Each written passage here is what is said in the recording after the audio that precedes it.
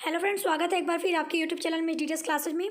तो विद्यालय प्रबंधन का जो क्वेश्चन आंसर सीरीज था उसमें जो है आप लोगों की काफ़ी सारी रिक्वेस्ट आ रही थी लघु उत्तरीय प्रश्नों के लिए। तो यहाँ पे मैंने 4 लघु उत्तरीय प्रश्न जो है वो आप लोगों के साथ शेयर करूँगी। तो वीडियो को पूरा देखिएगा, पसंद आएगी तो लाइक शेयर और चैनल को सब्सक्राइब कर दीजिएगा। पीडीएफ चाहिए तो पीडीएफ के लिंक डिस्क्रिप्शन बॉक्स में अवेलेबल है।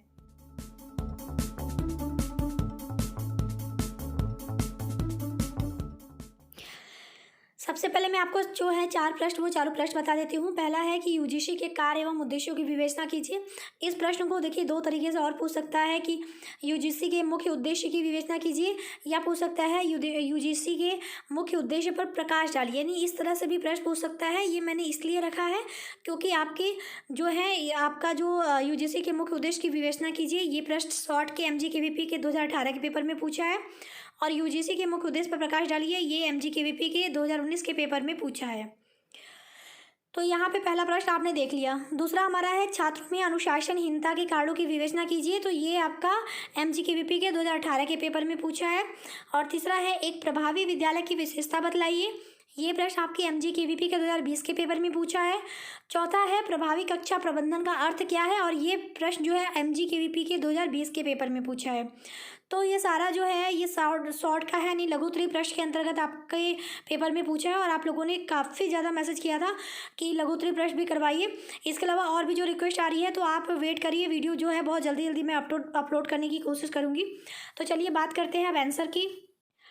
तो जैसा पहला हमारा प्रश्न हमने रख दिया, यूजीसी के कार्य एवं प्रमुख उद्देश्यों की विवेचना कीजिए। तो हम इसमें उद्देश्य भी देख लेंगे तो आपका जो क्वेश्चन है वो अपने आप कवर हो जाएगा।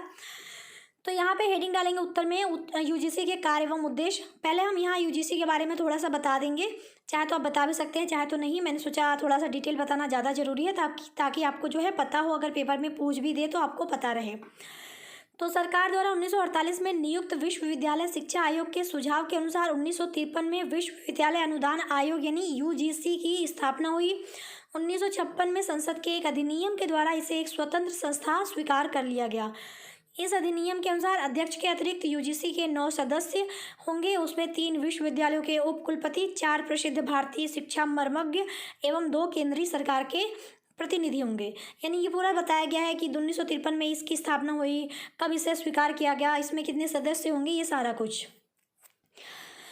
बात करते हैं यूजीसी के कार्य की। तो यूजीसी के कार्य निम्नलिखित हैं। पहला है विश्वविद्यालयों से उनकी परीक्षाओं, पाठ्यक्रमों, शोध कार्यों आदि के संबंध में सूचना प्राप्त करना।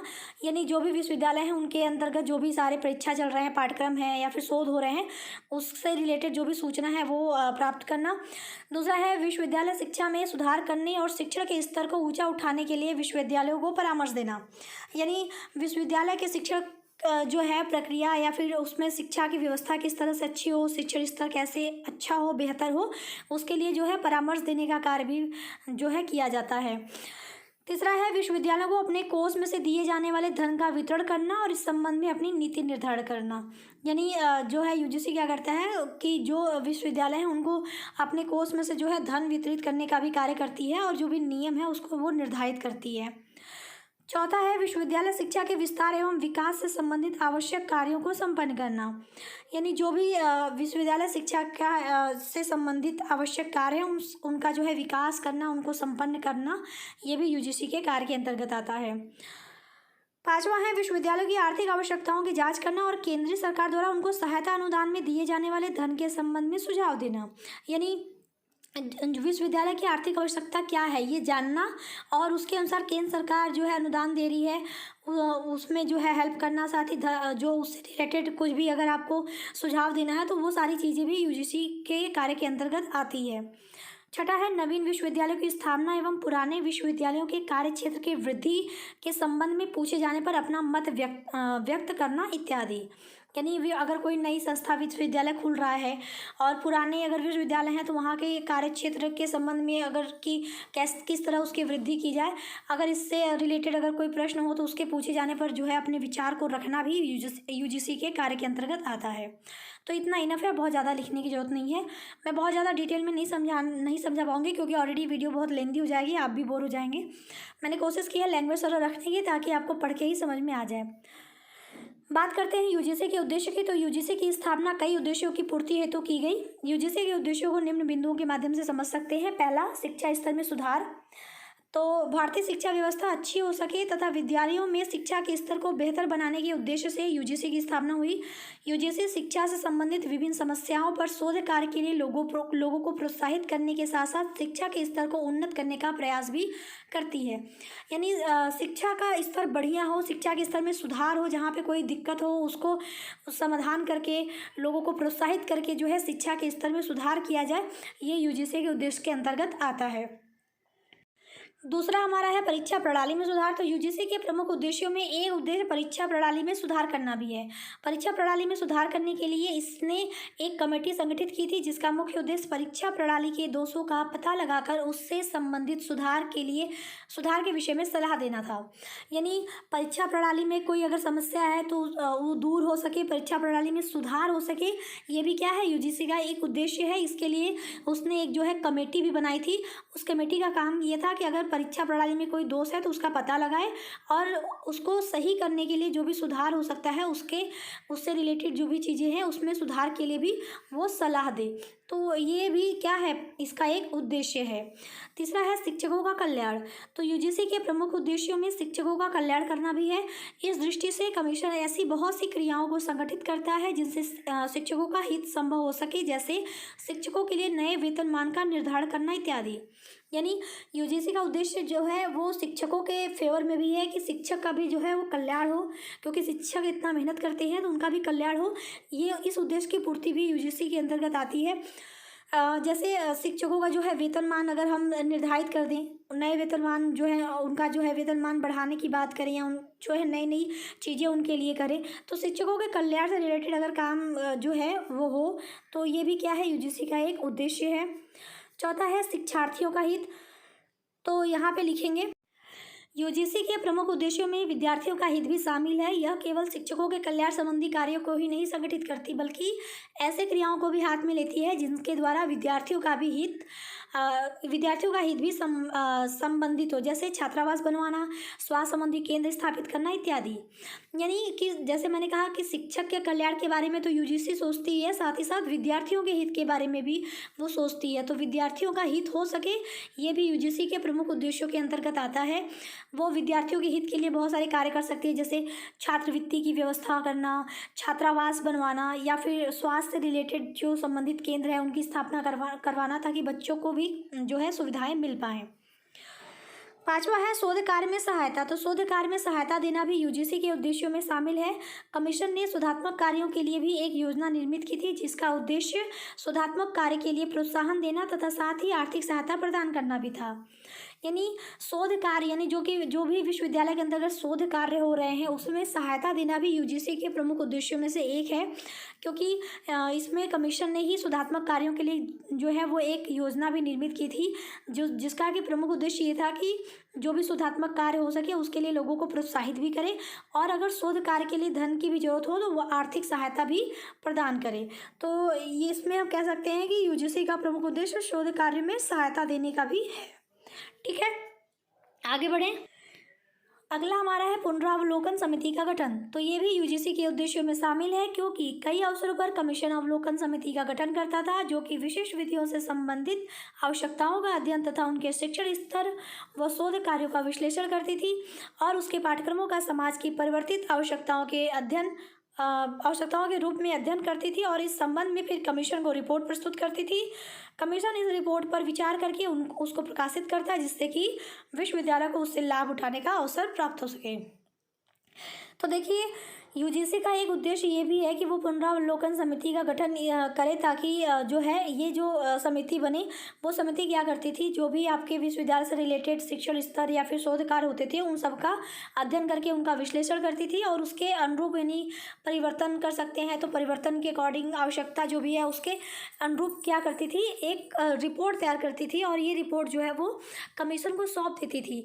कमीशन उस रिपोर्ट को पढ़ती थी, उस पर विचार करती थी और अगर उसे लगता था कि प्रकाशित करने लायक है तो वो प्रकाशित करती थी, क्योंकि इस रिपोर्ट के माध्यम से इस रिपोर्ट का पर्पज़ ये था कि इस रिपोर्ट को जो है प्रकाशित करने के बाद विश्वविद्यालय जो है उससे जो है वो लाभ उठा पाएँ। तो ये हमने यहाँ पे 6 उद्देश्य आपके रखे हैं, और भी कई उद्देश्य है, लेकिन इतना ही इनफ है, क्योंकि आपके लघुत्तरीय प्रश्न में आपको शब्दों की सीमा होती है, कितना ही लिखेंगे। लॉन्ग में भी आएगा तब भी आप इतना भी लिखेंगे तब भी काम जो है वो चल जाएगा, इतना बहुत ज़्यादा इनफ है। तो चलिए अब बढ़ते हैं अपने जो हमारा नेक्स्ट क्वेश्चन था, छात्रों में अनुशासनहीनता के कारणों की विवेचना कीजिए। तो उत्तर में हेडिंग डालेंगे छात्रों में अनुशासनहीनता के कारण। तो लिखेंगे छात्रों में अनुशासनहीनता के निम्नलिखित कारण हैं। पहला, दोषपूर्ण शिक्षा प्रणाली। तो वर्तमान शिक्षा प्रणाली सर्वथा दोषपूर्ण है। आज शिक्षा समाप्त करने के पश्चात मात्र नौकरी के सिवा और कोई जीविकोपार्जन का साधन छात्रों को नजर नहीं आता, अतः वे अपने जीवन की वास्तविक समस्याओं का समाधान करने में पूर्णतः असफल रहते हैं। अंधकार में भविष्य प्रदान करने वाली शिक्षा में उनका विश्वास नहीं रह जाता और अवसर आने पर भी विद्रोह कर देते हैं। इसके अतिरिक्त आज की शिक्षा परीक्षाक्रांत है, उसमें भी अनैतिक तरीके से पास करने का प्रयत्न किया जा रहा है। इस तरह अनुशासनहीनता का पनपना स्वाभाविक है।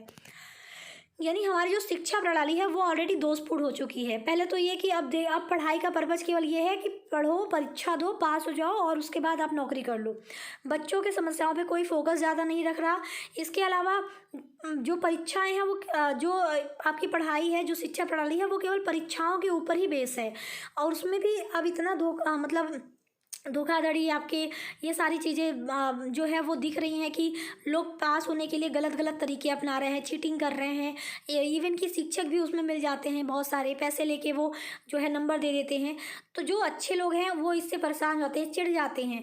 तो ये जो सारी चीज़ें हैं, यानी जो ये दोषपूर्ण शिक्षा प्रणाली है, इसी की वजह से जो है अनुशासनहीनता जो है छात्रों में वो पनपना जो है स्वाभाविक हो जाता है। दूसरा हमारा है आर्थिक कठिनाइयाँ। तो हम जानते हैं कि हमारे देश की आर्थिक स्थिति वैसे ही बहुत अच्छी नहीं है, जिस वजह से वो पर्याप्त धन की व्यवस्था विद्यालयों में करने में पूर्ण रूप से असमर्थ है। साथ ही विद्यालयों में शिक्षकों का अभाव भी है। दूसरी तरफ प्राइवेट स्कूलों की वजह से शोषण का बाजार गर्म है। फलस्वरूप विद्यालय में शोषित तथा शोषक दोनों वर्गों के छात्र पढ़ते हैं और एक दूसरे के प्रति घृणा तथा विद्रोह की भावना पालते हैं। इस प्रकार अनुशासनहीनता का जन्म होता है। तो अगर हम बात करें अगर जैसे सरकारी स्कूल की, तो वहाँ की तो पहले तो आर्थिक स्थिति हमारे देश की इतनी अच्छी नहीं है कि विद्यालय बहुत अच्छा डेवलप हो जाए, बहुत अच्छे से वहाँ की व्यवस्था हो जाए। शिक्षक का भी जो है अभाव देखने को मिलता है। वहीं प्राइवेट स्कूलों की बात करें तो आप जानते हैं कि पढ़ाई से ज़्यादा तो वहाँ हर चीज़ के लिए पैसे ही लगते हैं। तो शोषित मतलब लोगों को शोषित किया जा रहा है, बच्चों को शोषित किया जा रहा है। तो शोषित और शोषक दोनों वर्गों के बच्चे जो है वहाँ पे पढ़ते हैं, यानी अमीर और गरीब जो हैं वो दोनों वर्ग के बच्चे पढ़ते हैं। तो वो भी एक दूसरे के प्रति क्या है, घृणा और विद्रोह की भावना अपने अंदर जो है पालने लगते हैं। ये जो भावनाएं हैं एक दूसरे के प्रति विद्रोह की, घृणा की, इसकी वजह से जो है अनुशासनहीनता भी हमें देखने को मिलता है। तो हम ये कह सकते हैं कि एक रीजन तो ये भी है कि अनुशासनहीनता छात्रों में जो है देखने को मिलता है। तीसरा है शक्ति के समुचित उपयोग का अभाव। तो छात्रों में आज अपार शारीरिक शक्ति व कौशल है, लेकिन समुचित शैक्षणिक क्रियाकलापों का विद्यालयों में स्पष्ट अभाव है। अतः छात्रों के अतिरिक्त शक्ति व उत्साह पूर्ण रूप से उपयोग नहीं हो पाता और वे अनुशासनहीनता के कार्यों में अनायास ही लग जाते हैं। यानी बहुत सारे विद्यालय ऐसा है कि बच्चों में जो एक्स्ट्रा करिकुलम एक्टिविटीज़ होती है, यानी जो उनके में एक अलग एक्टिविटी, पढ़ाई को छोड़ के अलग जो एक हुनर होता है जिसे हम कहते हैं, वो विद्यालय में जो है वो स्पष्ट रूप से उसके लिए कोई सुविधा नहीं होती है, जिसकी वजह से कि उनकी जो अंदर की क्षमता है, शक्ति है, क्योंकि हर बच्चा जो है पढ़ाकू हो ऐसा ज़रूरी नहीं है। तो ये इनका जब उपयोग नहीं हो पाता बच्चों के हुनर का, तो वो गलत रास्ते पे चले जाते हैं। यानी गलत रास्तों के कार्य मतलब अनुशासनहीन वाले कार्य हैं उसमें वो लग जाते हैं, क्योंकि उनको जो है पढ़ाई में बहुत ज़्यादा उनका मन नहीं लगता और उनके हुनर का उपयोग नहीं हो पाता। तो अनुशासनहीनता के कार्यों में वो अनायास ही लग जाते हैं। तो ये भी क्या है, एक रीजन है। चौथा है घर पर दूषित वातावरण। तो अधिकांश परिवारों में शराब पीना, गाली गलौज, बकना, भद्दे आचरण का माहौल रखने से बच्चों पर भी उसी का प्रभाव पड़ता है जो उनमें अनुशासनहीनता को बढ़ावा देता है। यानी आप अगर देखे होंगे जिस परिवार में ये इस तरह का माहौल होता है कि वहाँ लोग खुद बदतमीजी से बात करें, गाली गलौज दे के बात करें, शराब पी के आएँ, उनका आचरण भी अच्छा ना हो, तो ये माहौल के जो बच्चे होते हैं, इस तरह के माहौल में जो भी बच्चे रहते हैं उनका ऑलरेडी जो है नेचर उसी तरह हो जाता है। उनको ये सारी चीज़ें जो है नॉर्मल लगती हैं, सामान्य लगती हैं। स्कूल में आके, विद्यालय में भी आके वो इसी तरह का जो है रवैया रखते हैं। तो ये सारी चीज़ें जो है अनुशासनहीनता को जो है वो बढ़ावा देती हैं। पांचवा है छात्रों की समस्या की उपेक्षा। तो समानता यह देखा जाता है कि छात्रों की समस्याओं को छोटा समझकर उसकी उपेक्षा की जाती है, जिसकी वजह से बाद में यही समस्या हिंसक आंदोलन के रूप में खड़ी हो जाती है तथा छात्रों में अनुशासनहीनता की भावना भी जागृत होती है। यानी कभी कभी ऐसा होता है कि छात्र जो है अपनी समस्याएं रखते हैं, विद्यालय में भी रखें, अपने शिक्षक के सामने रखें, तो उनकी समस्या को जो है लोग तवज्जो नहीं देते, महत्व नहीं देते, उनकी समस्या को छोटा समझ के कि अरे बच्चा है, या फिर छोड़ो ये समस्या कोई बड़ी नहीं है, ये सारी चीज़ें सोच के जो है उनकी समस्या की जो है अवहेलना कर देते हैं। तो बच्चे क्या करें, जब वो अपनी समस्या रखते हैं, उनका कोई समाधान नहीं निकलता, तो वो गलत तरीका अपनाते हैं, जैसे हिंसक आंदोलन वगैरह करते हैं, या फिर जो है क्लास का माहौल ख़राब करने की कोशिश करते हैं, विद्यालय का माहौल ख़राब करने की कोशिश करते हैं। तो ये जो सारी चीज़ें हैं ये बच्चों में अनुशासनहीनता की भावना को बढ़ाती हैं। छठा है उचित मार्गदर्शन का अभाव। तो अधिकांश विद्यालयों में छात्रों को न तो विषय संबंधी न ही जीविका संबंधी मार्गदर्शन प्राप्त होता है, फलस्वरूप उनमें अनुशासनहीनता की भावना जागृत होती चली जाती है। यानी अगर बच्चों को आप मार्गदर्शन ही नहीं देंगे कि क्या सही है क्या गलत, चाहे वो विषय से रिलेटेड हो, चाहे उनके निजी जीवन से संबंधित हो, अगर मार्गदर्शन नहीं मिलता तो बच्चों को ये समझ नहीं आता कि क्या गलत है क्या सही है, तो वो अनुशासन की जो भावना है उनके अंदर पनपने लगती है। सातवां है किशोरावस्था तथा युवावस्था की भावनाओं की अवहेलना। विद्यालयों में किशोरावस्था के छात्र होते हैं, उनकी भावनाएं एवं शक्तियां अपार एवं कोमल होती हैं, लेकिन जब उनकी भावनाओं की अवहेलना की जाती है तो उनको ठेस लगती है और उनमें अनुशासनहीनता की भावना बढ़ती है। क्योंकि देखिए किशोरावस्था बहुत नाजुक पड़ाव होता है। अगर बात करें तो किशोरावस्था में बच्चों के मन में मतलब बच्चों का शारीरिक मानसिक संवेगात्मक रूप से हर तरह का चेंजेस जो है किशोरावस्था में होती है। अगर उस टाइम उनकी भावनाओं की कदर नहीं की जाती या उनके साथ गलत रवैया अपनाया जाता है, उनको कुछ गलत तरीके से बोला जाता है, तो उनके मन में जो है कटुता की भावना उत्पन्न होती है, उनकी भावना को ठेस लगती है और ये जो है उसकी वजह से वो गलत रास्ते पे निकल आते हैं, और जिससे कि अनुशासनहीनता की भावना जो है वो उनके अंदर बढ़ती चली जाती है। तो बस ये मैंने 7 यहाँ पे रखे हैं। वैसे और भी कई सारे रीजन हैं, लेकिन हम यही लिखेंगे लास्ट में कि इन सब के अतिरिक्त भी और कई कारण हैं जिससे छात्रों में अनुशासनहीनता की भावना जागृत होती है। आपको बहुत ज़्यादा लिखने की जरूरत नहीं है, इतना बहुत इनफ है। बात करते हैं तीसरे प्रश्न की, एक प्रभावी विद्यालय की विशेषता बतलाइए। तो यहाँ पे हेडिंग डालेंगे प्रभावी विद्यालय की विशेषता। तो एक प्रभावी विद्यालय की निम्नलिखित विशेषताएं होती हैं। पहला है छात्र प्रगति की लगातार निगरानी। तो प्रभावी विद्यालय अक्सर छात्र प्रगति की निगरानी करते हैं और निर्देशात्मक तरीके में बदलाव करते हैं या छात्रों को सफल होने के लिए आवश्यक विशिष्ट हस्तक्षेप प्रदान करते हैं। यानी प्रभावी विद्यालय हम इससे कहेंगे जिसके अंतर्गत जो बच्चे हैं उनकी प्रगति पर निगरानी रखी जाए, उनको आवश्यक निर्देश दिए जाएँ, जहाँ पर उनको ज़रूरत है वहाँ पे जो है हस्तक्षेप करके उनको सही सलाह दी जाए, ये सारी चीज़ें जो हैं। तो छात्र प्रगति की लगातार निगरानी क्या है, ये प्रभावी विद्यालय की विशेषता है। दूसरा है सुरक्षित और व्यवस्थित वातावरण प्रदान करना। तो एक प्रभावी स्कूल एक ऐसा वातावरण प्रदान करता है जो सकारात्मक, उद्देश्यपूर्ण और सुरक्षित है। ऐसे वातावरण में छात्र, अध्यापक और अन्य छात्रों का सम्मान करते हैं और सहानुभूति के साथ व्यवहार करते हैं।